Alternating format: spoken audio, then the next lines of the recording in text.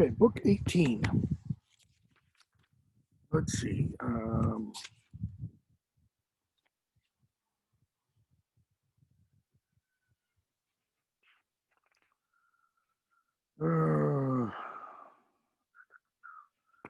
So Odysseus comes in, he's the beggar, and he's going to fight the quote-unquote beggar king of Ithaca, Iris.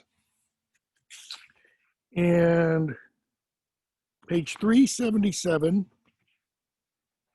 Odysseus is kind of trying to decide, do I kill him outright? Do I just deck him with one blow and send him on his way? And he decides to, hit him with one blow. They swear oaths to each other. Okay. And bottom of 377, they all shout approval.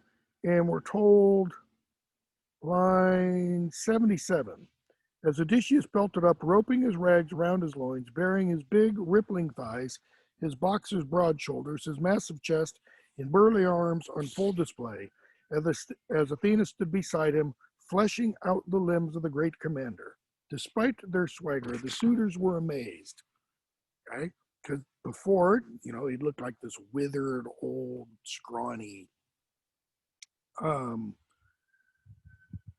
So they put up their fists, Odysseus and Iris, page 378. And Iris, throws a blow, and Odysseus gets off of it,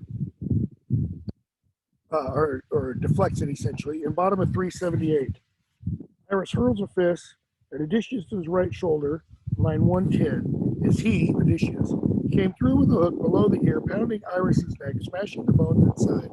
Suddenly, red blood, comes spurting out of his mouth and stuff. And Odysseus grabs him by the leg, drags him through the porch that is out of the palace itself to the outer gate, and puts him by the gate and says, "Now hold your post," line 121. "Play the scarecrow to all the pigs and dogs, but no more lording it over strangers.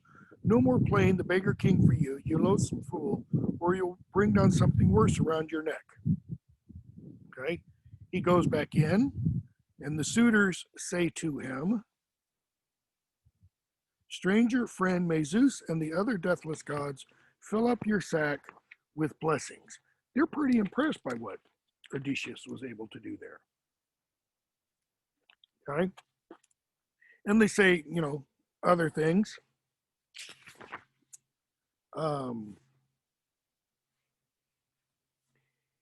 Let's see here.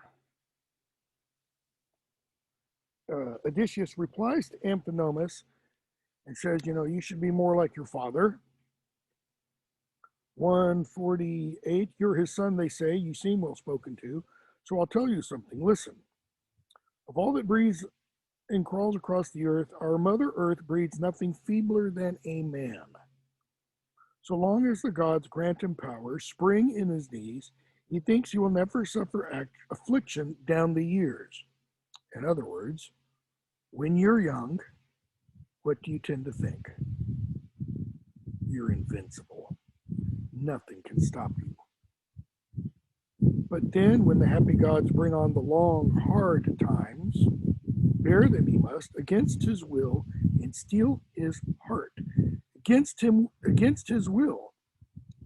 For Odysseus, suicide isn't an option. It's not an out. Okay?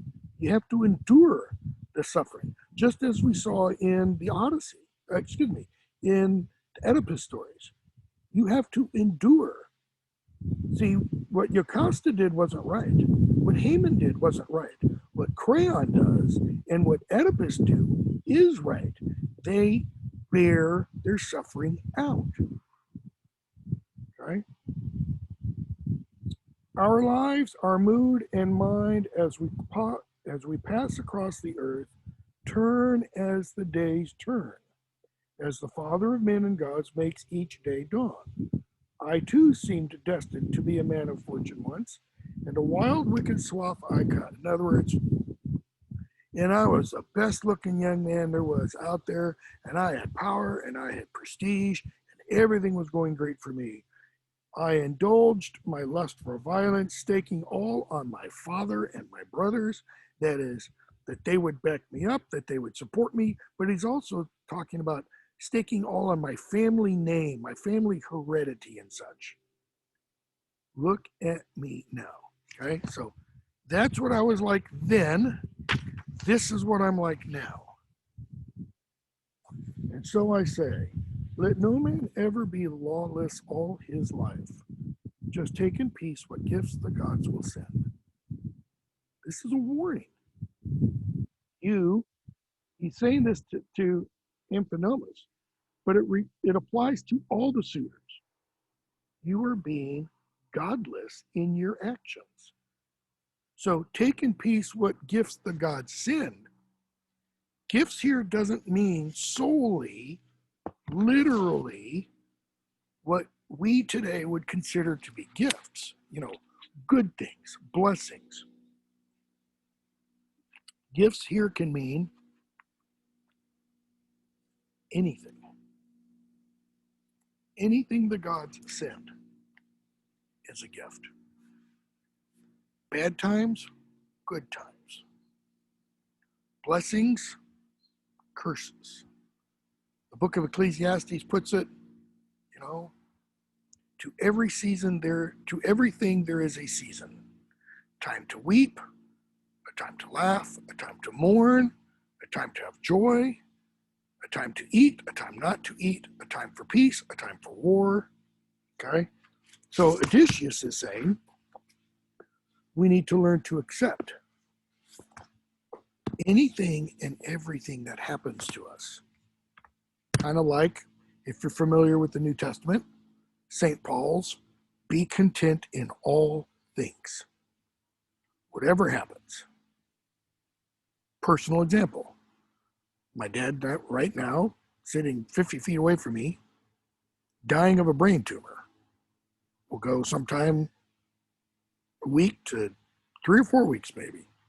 But that is to be counted on as a blessing. Here's maybe a better example. The way we discovered this brain cancer, this brain tumor, he fell down a flight of stairs. It's kind of like almost, it's not quite circular, but this open stairway into one of his rooms. Okay. At the time it happened, we thought, oh, this is horrible. But it wasn't horrible. If he hadn't fallen down those stairs, we would have never known about the brain tumor because he got taken to the ER, they did an MRI, and there it is. Okay? That is exactly what Odysseus is talking about. So he goes on. True. But here I see you suitors plotting your reckless work, carving away at the wealth, affronting the loyal wife of a man who won't be gone from kin and country long. Little warning there. I say he's right at hand, and may some power save you, spirit you home before you meet him face to face. The moment he returns to native ground, once under his own roof, he and your friends, believe you me, won't part till blood has flowed. So those of you who are listening, if you want to live, you should scurry on home now. Okay? And what happens? Amphinomus or Amphiminus made his way back through the hall, his heart sick with anguish, shaking his head, fraught with grave forebodings. Top of page 381, line 177. But not even so could he escape his fate. See, there's that idea that in Greek thought again, you can't escape your fate.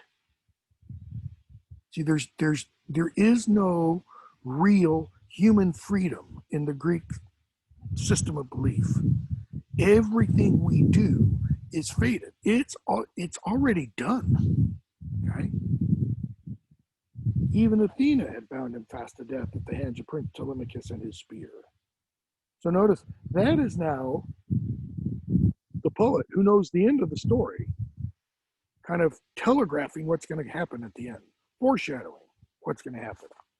Okay? So Athena gives Penelope an idea that will inflame the suitors' hearts and such. She puts Penelope to sleep and she gives her a literal beauty sleep. What happens when Penelope sleeps? Lines 213 or so. She drifted a sound slumber over Icarius's daughter. This is page 382. Back she sank and slept, her limbs full, limp, and still, reclining there on the couch. All the while, Athena, luminous goddess, lavished immortal gifts on her to make her suitors lose themselves in wonder. The divine unguent first, she cleansed her cheeks, her brow, and fine eyes with ambrosia, smooth as the oils the goddess love applies, donning her crown of flowers whenever she joins the graces. She made her taller, fuller in form, great body, to all men's eyes, her skin whiter than ivory, freshly carved. And now Athena's mission accomplished, off the bright one went, and Penelope awakes, and she's transformed into like a goddess. Okay. She makes her way down the stairs, and we're told, line 241, the suitors' knees went slack, their hearts dissolved in lust. They look at her, and all they could think of is sex, because this is now the most beautiful woman on the earth. All of them lifted prayers to lie beside her, share her bed. Okay? She addresses Telemachus, and he tells her 257 or so, Mother, I cannot fault your anger at all this. My heart takes note of everything, feels it too, both the good and the bad. The boy you knew is gone. In other words, that's past. I'm a new man now. Okay. So we skip a bit more. Penelope addresses Uremicus and tells him 287 or so, my life is torment. Look at the grief some god has sent me, has loosed against me. I'll never forget the day, Odysseus left, blah, blah, blah, blah, blah. 308, Zeus has torn away my joy. Something else mortifies me now. The suitors, etc., etc. 312, they kill the lambs and calves, etc., etc.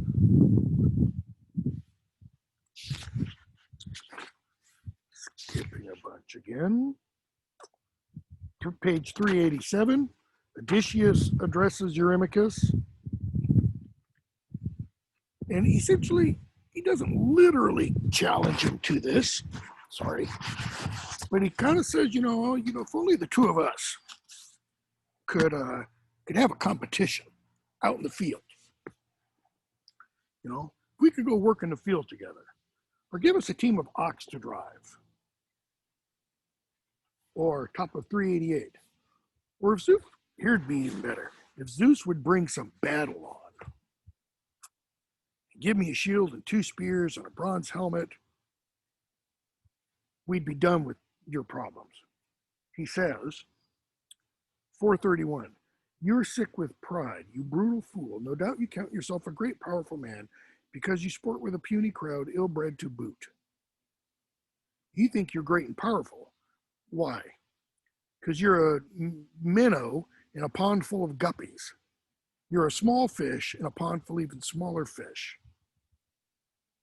If only Odysseus came back home and stood right here in a flash, you'd find those doors, broad as they are, too cramped for your race to see. If Odysseus showed up, you'd be out those doors so fast. And, then that just sends Uremicus over the edge. Because, again, this is the beggar saying this, right? He seizes a stool, but Odysseus, dodges the blow. Telemachus yells at them, says it's time for bed. They all bite their lips, and they go on to bed, okay? Suitors go off to their homes. Book 19, Penelope and her guest. Let's see here.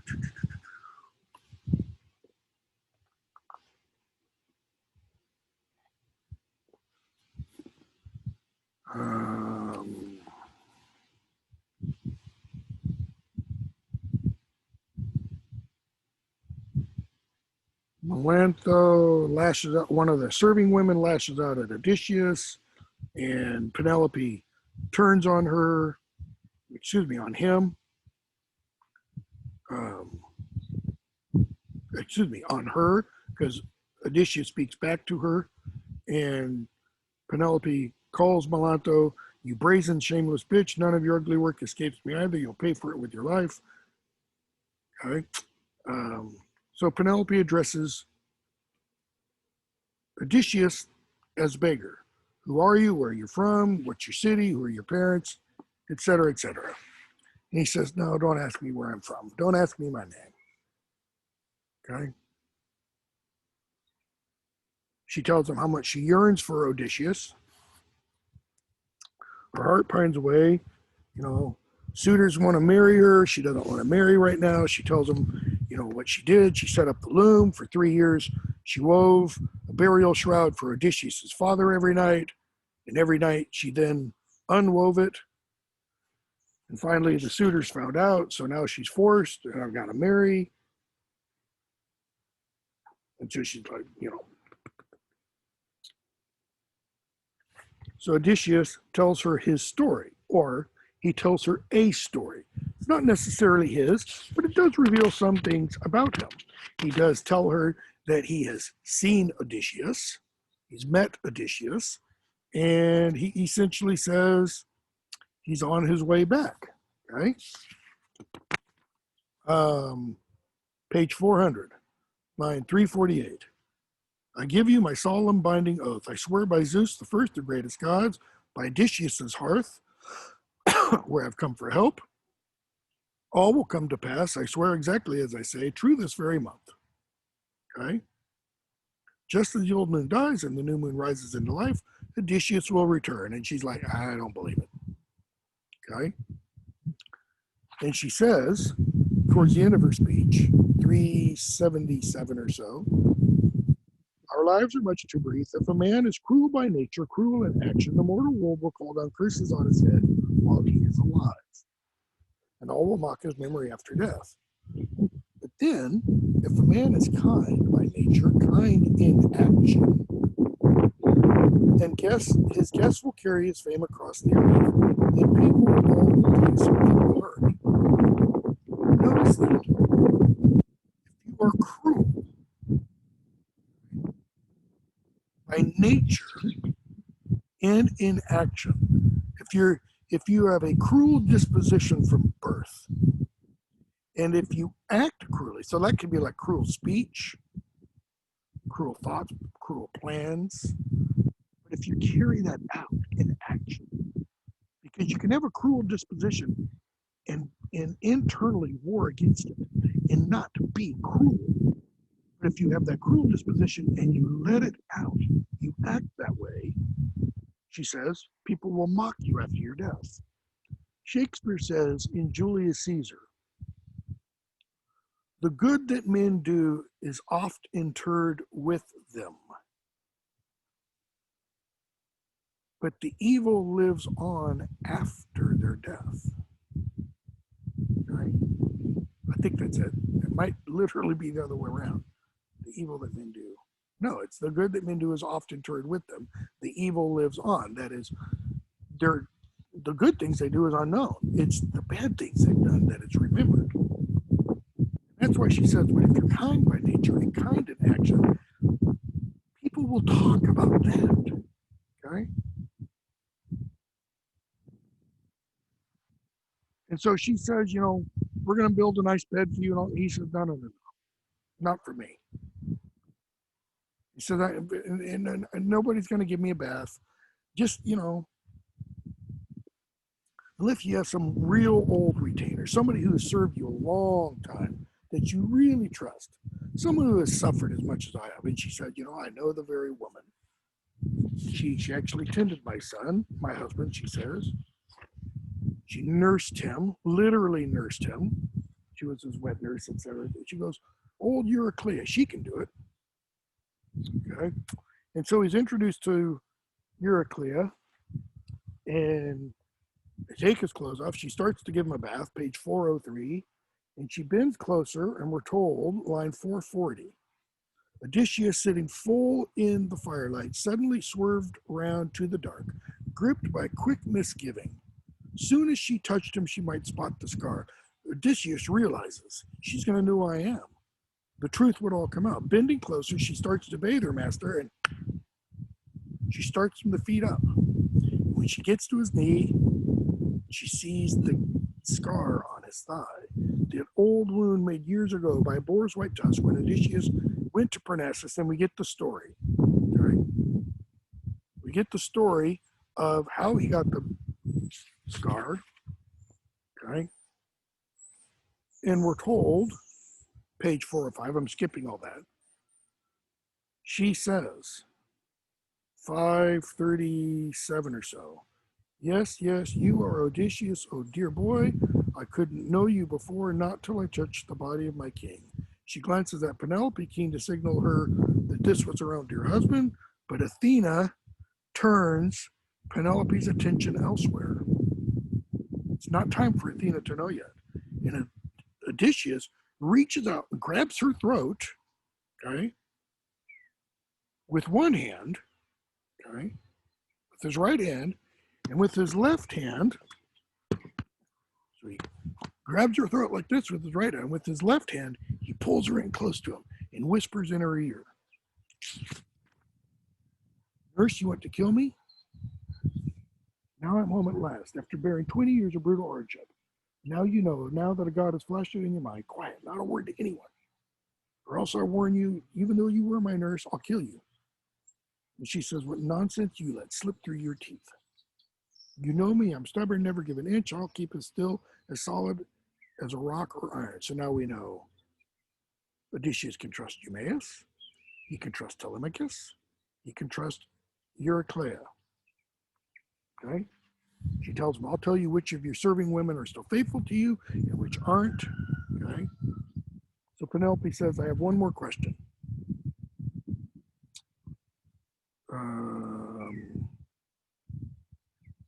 And here's her question she wants to ask the old beggar. 592. Do I stay beside my son and keep all things secure, my lands, my serving women, the grand high-roofed house, true to my husband's bed, the people's voice? Do I stay here, or do I marry? Do I leave the house and let Telemachus rule and such, now that he's reached his edge? All right. She tells him about the vision she saw. Geese in the house, an eagle comes, takes all the geese away. He says it's not a vision, dream, but a vision. Tells her, top of page 408, 618, the geese were your suitors. I was once the eagle, but I'm now your husband. Back again at last, about to launch, blah, blah, blah. Okay? This is all in the vision. Odysseus says, your woman twisted however you like, the dream can only mean one thing. Odysseus told you himself, he'll make it come to pass. It's the same vision that Helen had. Right? So she said, okay, here's the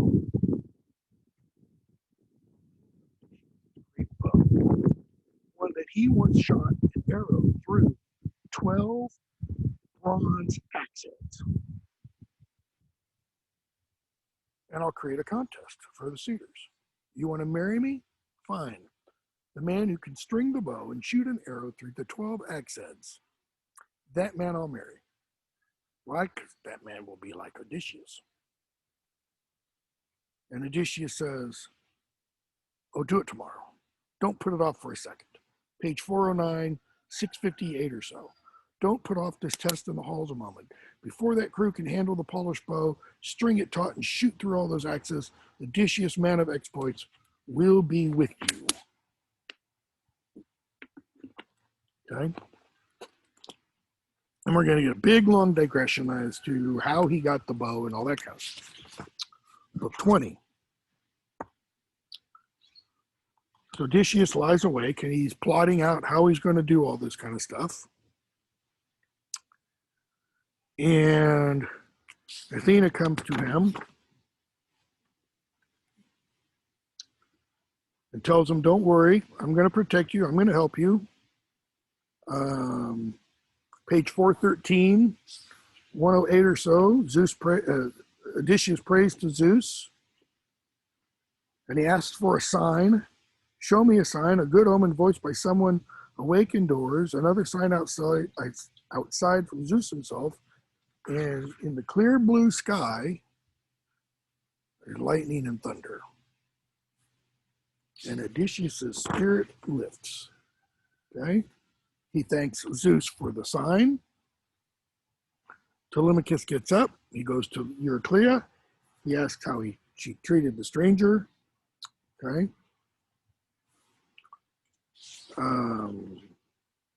Eumaeus, page 415, goes to Odysseus. It says, are your suitors showing you more respect or still treating you like a dog? Okay, and Zeus, Odysseus like, oh man, if only the gods would pay them back for their outrage. The cowherd, Felicius, I think is how his name is pronounced. Hold on a second. Felicius comes in, and we find out how Felicius is loyal. He tells him he thinks Odysseus is dead, etc., etc. And Odysseus says, I swear to you by this day, Odysseus will come back. Zeus, coward, says, if only Zeus would make that oath come true. We're going to skip a bunch. They go into the hall. Antinous plots against Telemachus. And we hear about several of the suitors by name. Telemachus kind of challenges Ctesippus, and he says to him, 351, more of your crimes against me, please, unless you're bent on cutting me down now. And I'd rather die, yes, better that by far than have to look at your outrage day by day. Guests treated to blows, men dragging the serving women through our noble house, exploiting them all, no shame. Well, remember, Odysseus said, if I were Odysseus' son, I'd challenge him and I'd go down fighting. So now he's kind of doing it. The suitors all fall silent. They're almost shamed by what Telemachus said.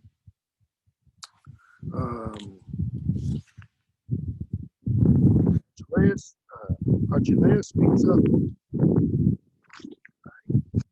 Telemachus kind of challenges him and puts him down. Uremicus comes in and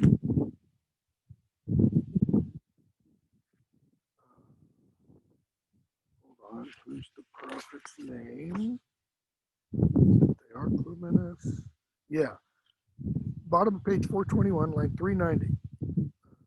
Theoclymenus, the prophet, says, poor men, what terror is this that overwhelms you so? Night shrouds your heads, your faces down to your knees, cries of mourning are bursting into fire, cheeks rivering tears, the walls and the handsome crossbeams dripping dank with blood. Ghosts look, thronging the entrance, thronging the court, go trooping down to the world of death and darkness. The sun is blotted out. This is what he's portending. This is what he's seeing. The hall full of ghosts. Okay? Uremicus challenges him and says, I don't believe in your prophecy. Okay? And Theoclymenus then says, Uremicus, when I want your escort, this is 405 or so, I'll ask for it myself. I have eyes and ears on both my feet still and a head that's fairly sound, nothing to be ashamed of. These will do to take me past those doors. That is, he's saying, I'm leaving because I know what's going to happen in here soon. These will do to take me past those doors where I can see it now, the disaster closing on you all. There's no escaping it, no way out, not for a single one of you suitors, wild, reckless fools, plotting outrage here, the halls of Odysseus, great and strong as a god. Okay? Book 21. And we're told,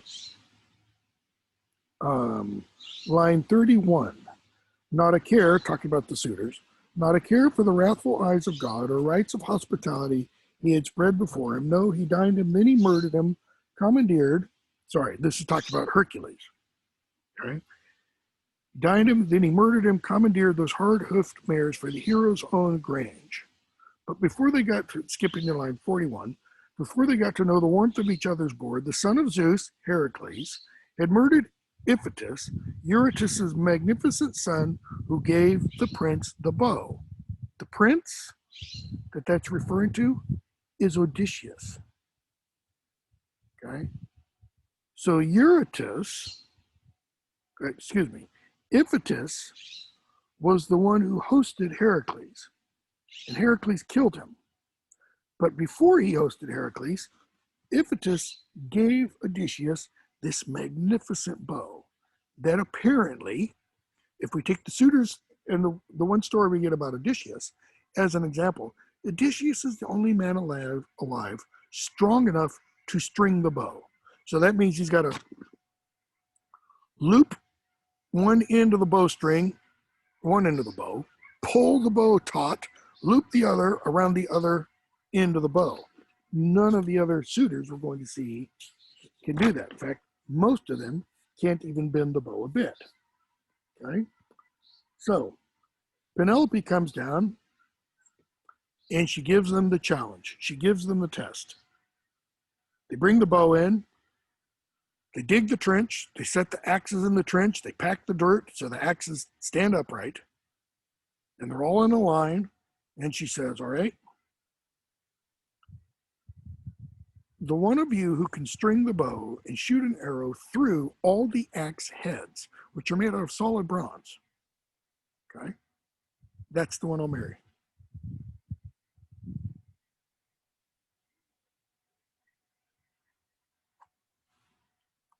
Okay. So they go up. And some try and they fail. Antinous will be the last. Okay, I'm going to skip a bunch. We're told line 209. They fell far short of the strength the bow required. Antinous still held off, dashing Uremicus too. The ringleaders of all the suitors. They're going to go at the end. Okay? But the cowherd and the swineherd, the king's two men, they slipped out of the palace. They join Odysseus. Okay. Cowherd prays to Zeus, let my prayer come to pass, bring Odysseus. Okay. And Odysseus reassures him, says, I'm right here in the flesh. This is the first time that Eumaeus learns this. Myself at home at last, 234 or so, after bearing 20 years of brutal hardship, now I know that of all my men, you two alone long for my return. From the rest I've heard not one real prayer that I'll come back again. He shows them the scar, which is proof. Okay. So he says, here's what we're going to do. He gives them the signal of what to do. They go back in. Uremicus is now handling the bow. He can't bend it. Antinous says, nobody's going to shoot the bow today. Today's a feast day to the archer god. We'll do it tomorrow, blah, blah, blah. So they tipped libations. And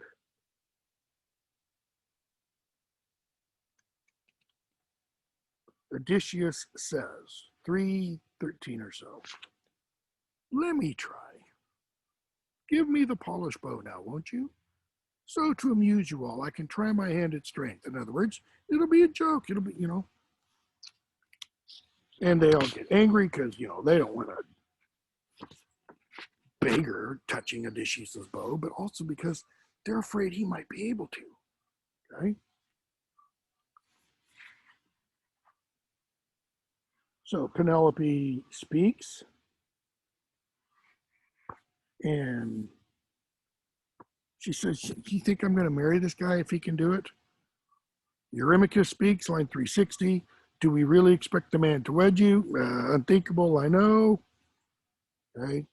Telemachus says, no man, to Penelope, he says, no man has any right to that bow more than I do. Okay. So he says, mother, go back to your bedroom, tend to your own tasks, the distaff and the loom. You keep the women. He says, as for the bow, The men will see to that. I hold the reins of power in this, and astonished, she goes upstairs. He's asserting his authority as the prince, future king, the whole 9 yards. Okay. So now Eumaeus picks up the bow, walks it down the hall, and hands it to Odysseus. Okay. Skipping a little bit.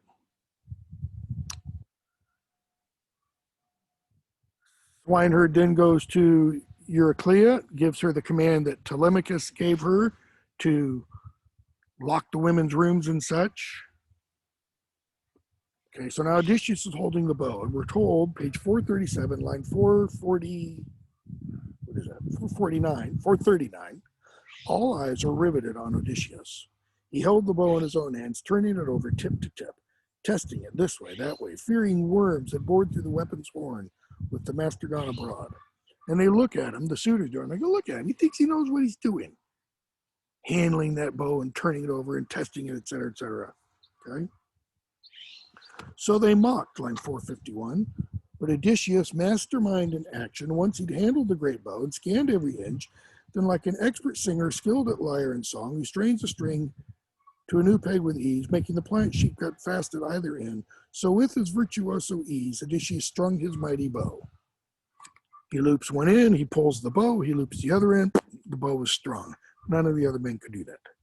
Quickly, his right hand, he plunks the string, and they hear, bing, horror swept through the suitors. Because they have to start to think, who is this guy? How is it he could do that? He grabs an arrow, then what? Setting shaft, last page of the book, setting shaft on the hand grip, drawing the notch and bowstring back right from his stool. Just as he sat, but aiming straight and true, he let fly, never missing an axe from the first axe handle, clean on through to the last, and out the shaft with its weighted brazen head shot free. So he notches the arrow, he pulls back, he lets fly, and the arrow goes all the way through all 12 axe heads. So only one person has ever done that before. Odysseus. Chapter 22. Now stripping back his rags, Odysseus, master of craft and battle, vaulted onto the great threshold. The threshold, the entry from the outer courtyard into the hall. He steps on that threshold. He grips the bow, grabs another arrow, and tells the suitors, look, your crucial test is finished now at last, but another target's left that no one's hit before. We'll see if I can hit it. Apollo, give me glory. And what's the target? Antinous. Antinous, just at that moment, because he's not paying attention, because it's just a beggar, lifts a two-handled cup full of wine to give himself a drink. Okay? With slaughter, the last thing on his mind. And Odysseus shoots him straight through the throat. Remember, Antinous is the leader of the suitors. The suitor break into uproar. They say, you're going to lose your life for that. And he's just, like Legolas in The Lord of the Rings. He's just firing arrows, okay? So we're going to skip a lot. So we have the battle scene where Odysseus and Telemachus and Eumaeus and Philesius kill all the suitors. Okay? He orders the hall to be cleansed. The serving women who have been whores for the suitors, and I mean that intentionally, they have willingly gone with the suitors and whored themselves to them. They are brought down, forced to clean the hall, take the bodies out, pile them up, and then Eumaeus and the swineherd and Telemachus kill them because they're not faithful to Odysseus. I don't mean faithful sexually. I mean they're not loyal to Odysseus, okay? And we get book 23, The Great Rooted Bed. It's a test. So Odysseus has proven himself to Eumaeus and Philetius. He showed them the scar. And to Eurycleia, she saw the scar. Okay. So now, Eurycleia tells Penelope Odysseus is back, and she doesn't believe it's him. Okay. Page 458, she comes down from her room. She sees Odysseus, and we're told, line 101, 102. There he sat, faced Odysseus now. There he sat, leaning against the great central column, eyes fixed on the ground, waiting, poised for whatever words his hardy wife might say when she caught sight of him. A long while she sat in silence. Numbing wonder filled her heart.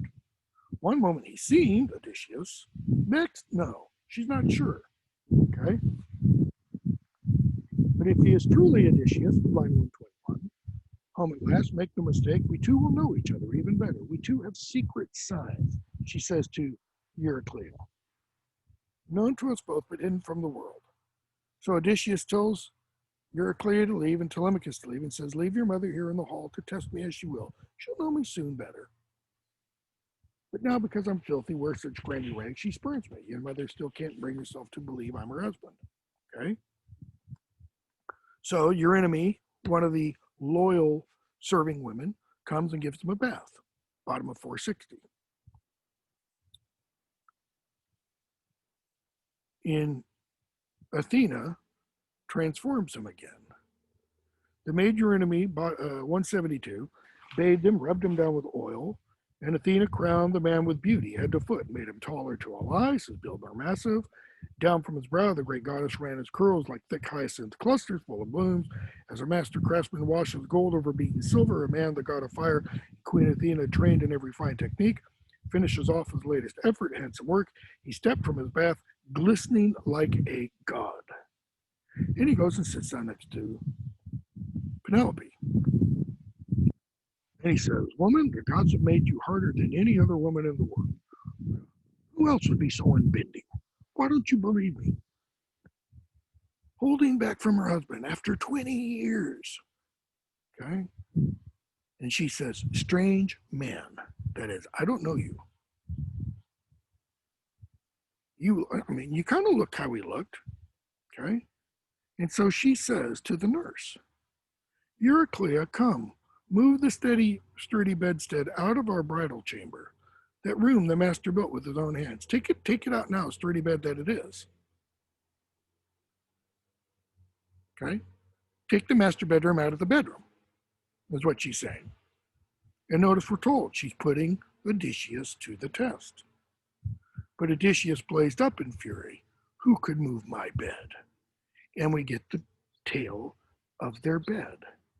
When Odysseus built the palace, he built the bedroom out of a massive tree that grew there.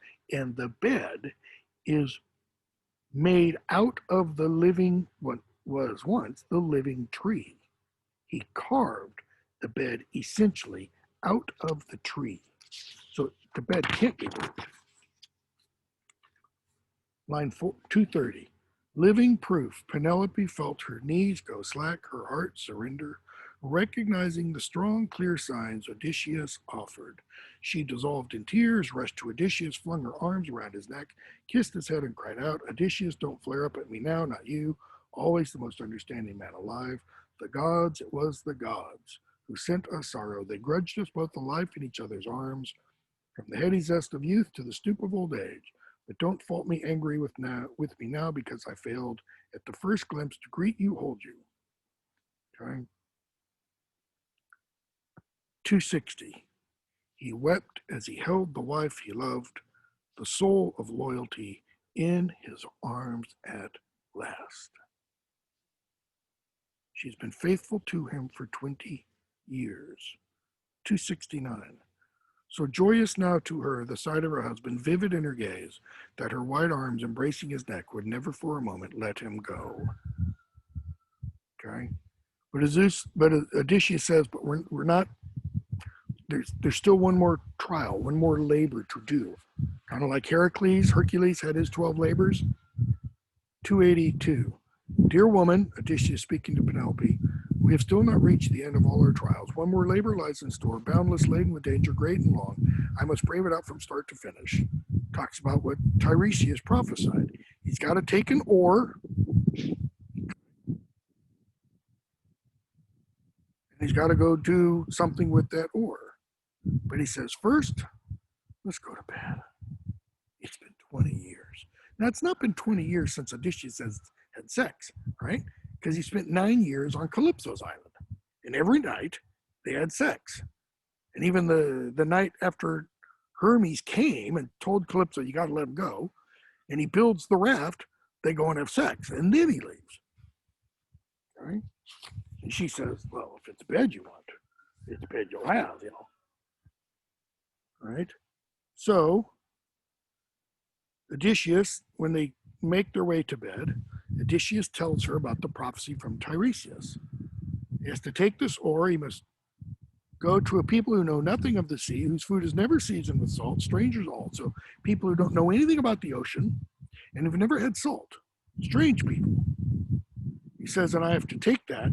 And when a traveler falls in with me and calls that weight across my shoulder, a fan to winnow grain, then he told me I must plant my oar in the earth, sacrifice fine beasts to the Lord God of the sea, to Poseidon.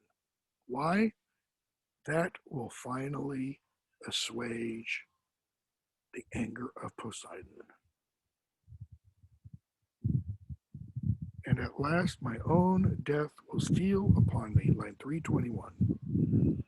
A gentle, painless death.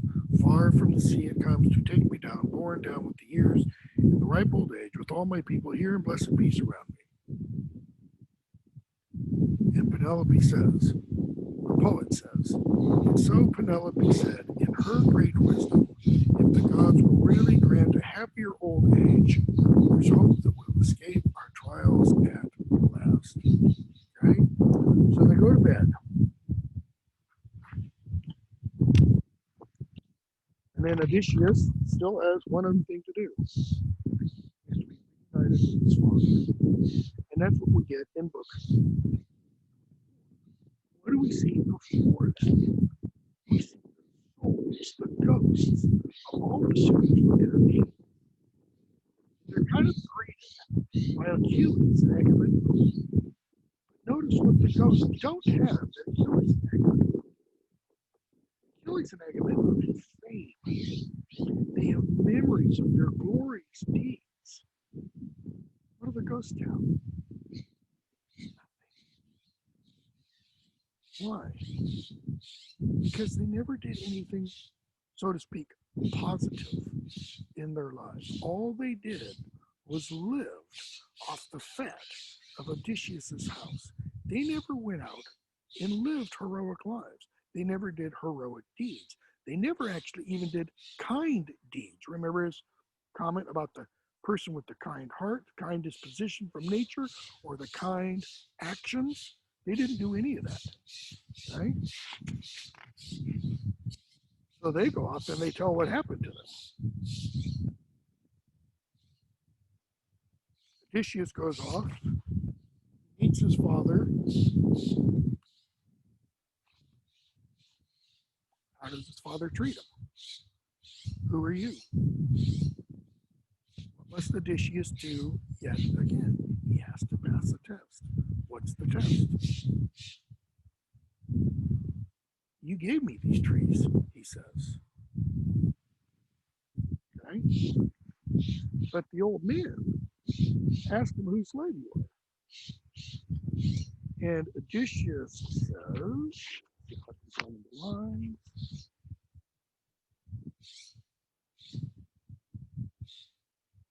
Page 478 and 479.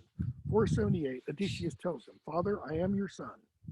Line 359, 358, 359. I am your son, myself the man you're seeking, home after 20 years, on native ground at last. Hold back your tears, your grief.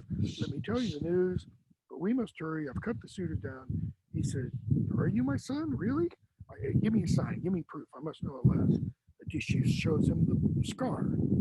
Proof number one. Okay?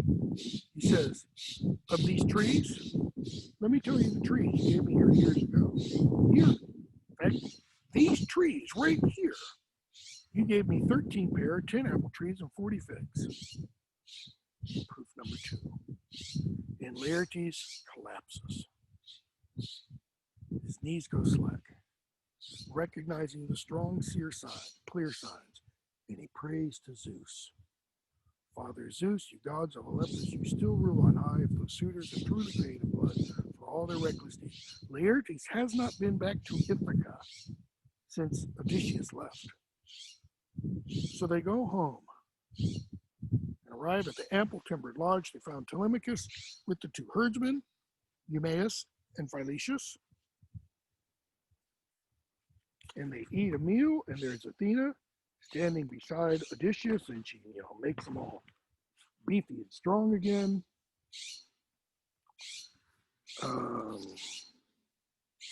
Rumor spreads through the town. Literally, rumor, the goddess Rumor, spreads through the town, speaking essentially to the fathers of the suitors, and they, go ready for bear to go slaughter Odysseus and such.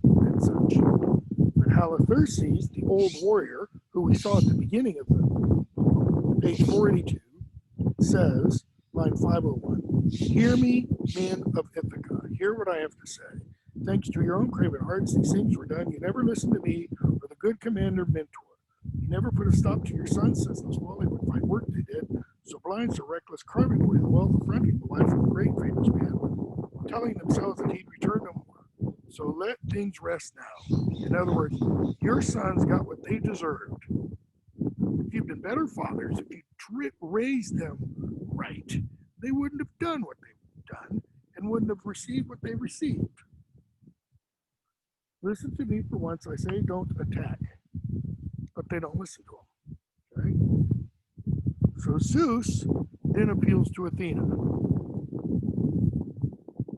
532 or so. He says to her, do as your heart desires, but let me tell you how it should be done. Okay? That's him. Do what you want, but if you're going to do it right, here's what you should do. So subtle. Now that royal Odysseus has taken his revenge, let both sides seal their pacts that he shall reign for life. We need peace between Odysseus and the people of Ithaca. Okay? And that's essentially what happened. The fathers do not go to seek vengeance. Peace is made between them. Okay? Now, a couple of final parting thoughts. Why does Homer compose this tale? What's its purpose? If it has a theme, what is its theme, or what are its main themes? I mean, travel, journey, and all that kind of stuff is part of it. But, the first 12 books lead to totally the last 12 books. And it seems to me, at least, there's 2 main themes or ideas.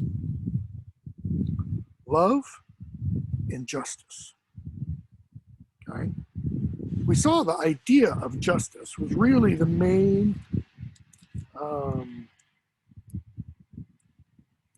driving theme of the Oresteia. Okay?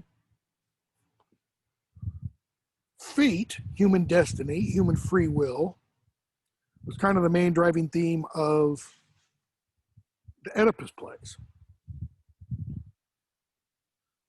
As well as, should one obey the state? Should one obey one's conscience for Antigone? So how, I suggested love and justice.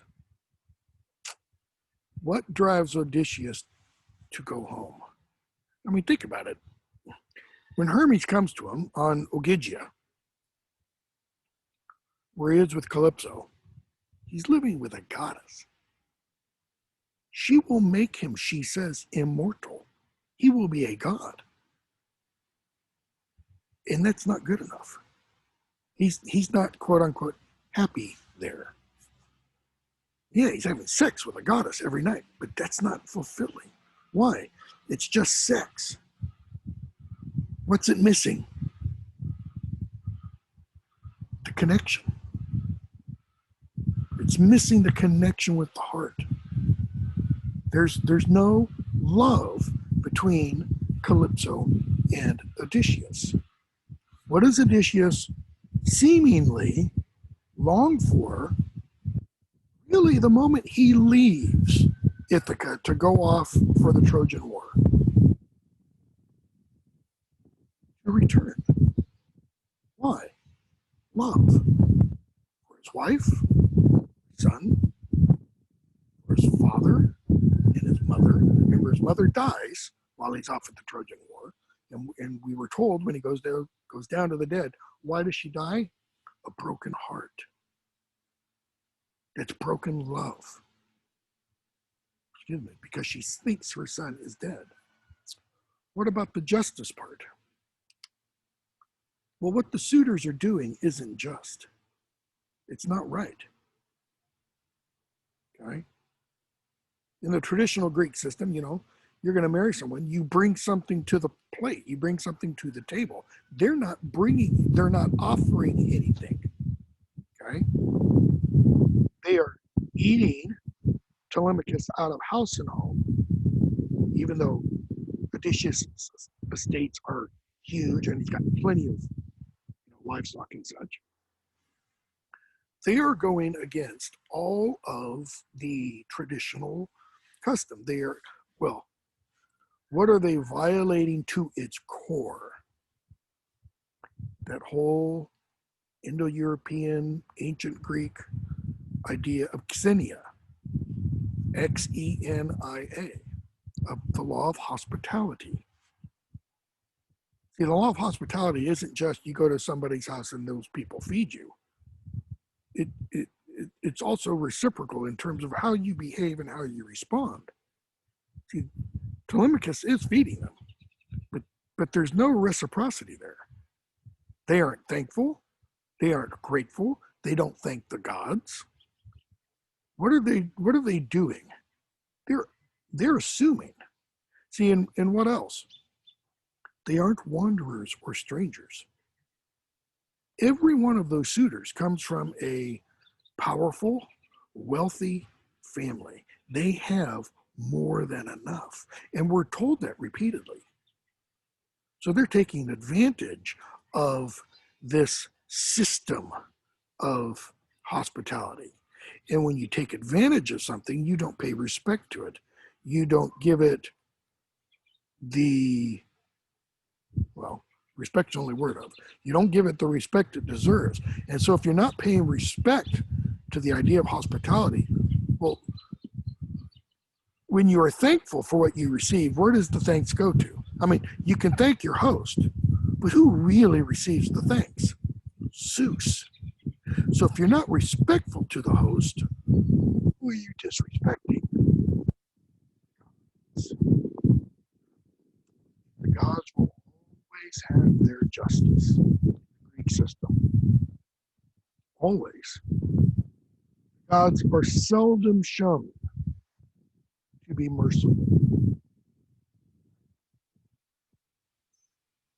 We do see some mercy shown by Odysseus, but the one guy comes up to him, puts his arms around his legs, begs mercy, says, I never, and he kills him, hacks his head off. Another guy does, and Telemachus says, no, he has been good. He has been faithful. He's not been one of the ringleaders, and Odysseus lets him live. The bard, whose name is skipping me at the moment. Okay. So notice how through all of this literature that we've read dealing with the Greeks, you do have that idea of xenia run throughout. You have the story of Agamemnon to some extent run throughout. You got the story of Oedipus in terms of being in the Odyssey, then being in the plays, Agamemnon being in the Odyssey, being in the plays. So you've got these multiple stories of what are essentially mythology that get reworked. Well, why do they get reworked? Because the virtues and values that each one possesses, that Sophocles, after Homer, that Sophocles and Aeschylus are important. needed to be retold, re-emphasized, passed on. If we were doing, we're not going to be able to. If we were doing Plato and Aristotle, we would talk about some of that a little bit more. But we're going to see some of these same values are going to show up a little bit, not a lot, but a little bit in Boethius. We're going to skip St. Augustine's Confessions because we don't, you've either got to skip St. Augustine's Confessions or the Quest for the Holy Grail. If I want to try to keep us on track, because I do want to try to do Boethius for next Monday, the 12th. So we'll see some of these values a little bit in Boethius. I don't remember about the Quest for the Holy Grail, but we will see them a bit in Dante, because we're going to see Achilles, Odysseus, but in Dante, Odysseus is named Ulysses. Okay, we're going to see him. He's in hell. Okay, Achilles is in hell. Anybody who's not a Christian is in hell. Okay, only Christians are in purgatory or in heaven. All right. All right. That is all. See you next time.